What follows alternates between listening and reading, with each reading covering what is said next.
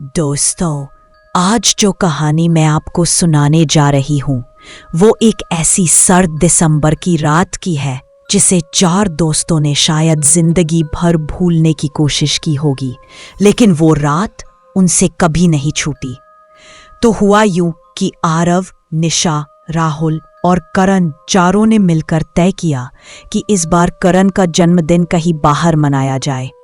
और फिर सबने सोचा क्यों ना बेंगलुरु से ऊपी तक रोड ट्रिप की जाए। प्लान सिंपल था, 4 दिन का ट्रिप, ढेर सारा मजा, म्यूजिक और ढेर सारी बातें। शाम के करीब 7:30 बजे वो लोग रवाना हुए। शहर की लाइट्स धीरे धीरे पीछे छूटने लगी और सामने बस शांत लंबी हाईवे की सड़क थी।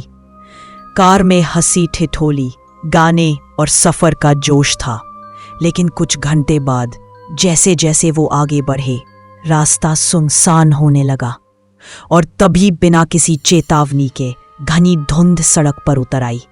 हवा अचानक ठंडी लगने लगी, जैसे कुछ अजीब सा बदल गया हो। शुरुआत में सबने सोचा अरे ऊपी का मौसम ही ऐसा है, लेकिन कुछ तो था उस खामोशी में जो सही नहीं लग रहा था। तभी कार से एक अजीब सी घिसटने जैसी आवाज आई और वो बीच सड़क पर रुक गई। गाड़ी की लाइट्स एक बार झपकी और फिर एकदम से बंद हो गईं। सबके मोबाइल फोन से नेटवर्क भी चला गया और आसपास एक भी गाड़ी नहीं थी जिससे कि वो लोग किसी से मदद मांग सकें। करण और राहुल नीचे उतरकर देखने लगे कि क्या दिक्कत है, जबकि आरव और निशा कार के अंदर ही रहे। आरव ने साइड मिरर में झांका और तभी उसकी नजर किसी पर पड़ी जो कि सड़क के किनारे धुंध के बीच कोई खड़ा था। ये एक धुंधली सी आकृति थी जो बस खड़ी थी और फिर आरव ने पलक झपकाई और वो आकृति जैसे थोड़ी हिली। निशा ने भी ये देखा और दोनों के शरीर जैसे डर से जम गए। वो कोई इंसान था या कुछ और, ये कहना मुश्किल था। करण ने पलट कर देखा और बोला अरे कुछ नहीं है, पर उसके चेहरे का रंग उड़ चुका था और आरव समझ गया कि वो साया भी हम लोगों को देख चुका था। उसने अपने दोस्तों को बताया और वो लोग जल्दी से कार के अंदर आ गए। उन्होंने जल्दी से दरवाजे लॉक किए और कार स्टार्ट करने की कोशिश की, पर कार के इंजन ने जवाब दे दिया। लेकिन तभी बाहर से धीमी धीमी कदमों की आवाज आने लगी। ये आवाज ऐसी थी जैसे कि कोई गीले कंकड़ पर चल रहा हो और ये आवाज गाड़ी के चारों ओर से आ रही थी। किसी ने कुछ नहीं कहा, बस सबने अपनी सांसें रोके रखी और फिर कार खुद ब खुद स्टार्ट हो गई। किसी ने चाबी तक नहीं घुमाई थी। करण ने एक पल की भी देर नहीं की, एक्सेलरेटर दबाया और गाड़ी भगा ली।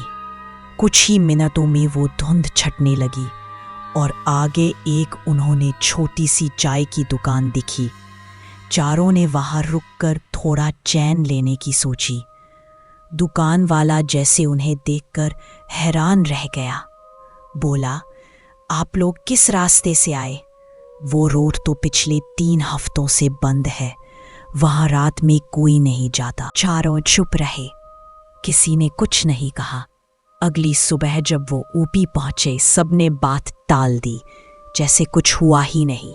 लेकिन रात में सामान खोलते वक्त राहुल ने धीमी आवाज में कहा, ड्राइव के दौरान मुझे बार बार रियर व्यू मिरर में कोई दिखाई दे रहा था, जैसे कि कोई पीछे की सीट पर बैठा हो।